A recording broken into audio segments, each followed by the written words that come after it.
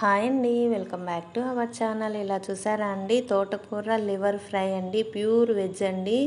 తోటకూరతోనే liver లాగా fry చేసుకొని చాలా టేస్టీగా తినేయచ్చు.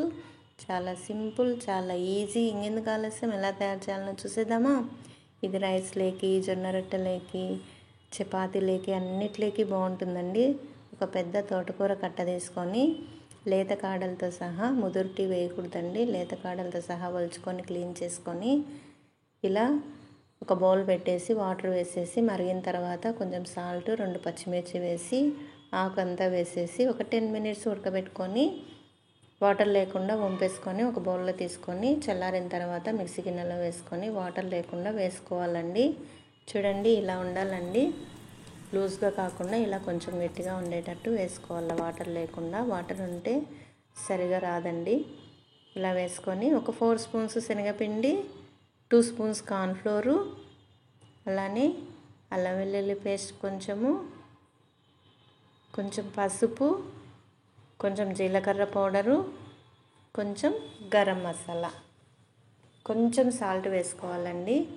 ఇలా బాగా కలుపుకొని పక్కన పెట్టేసుకొని ఇడ్లీ పాత్రలు ఉంటాయి కదా అండి, గిన్నెలు, అవి తీసుకొని ఆయిల్ రాసేసి అందులో కొంచెం ఈ పిండి వేసుకోవాలండి. ఇడ్లీలాగా వేసుకొని మనం ఇడ్లీ ఉడకబెట్టుకున్నట్టే ఇడ్లీ పాత్రలో వాటర్ వేసేసి ఈ గిన్నెలు పెట్టేసి ఇడ్లీలాగా ఉడకబెట్టుకోవాలండి.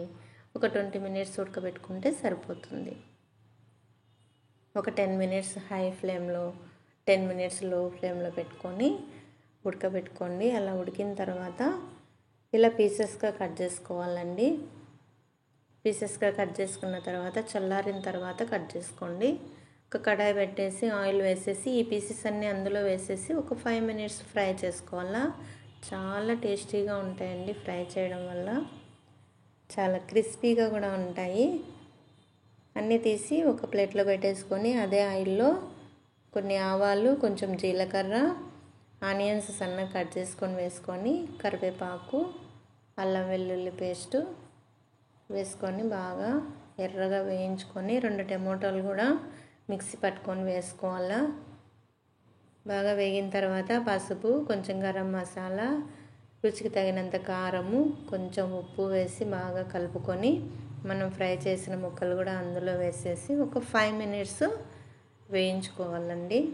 ఆ తర్వాత మనం గ్రేవీగా తినాలనుకోండి, వాటరు 1 గ్లాస్ వేయండి, పెద్ద గ్లాసు వాటర్ వేయండి. లేదు ఫ్రైలాగా తినాలనుకుంటే ఒక 1/2 గ్లాస్ వేస్తే సరిపోతుంది. నేనైతే 1/2 గ్లాస్ వేసాను ఫ్రైలాగా.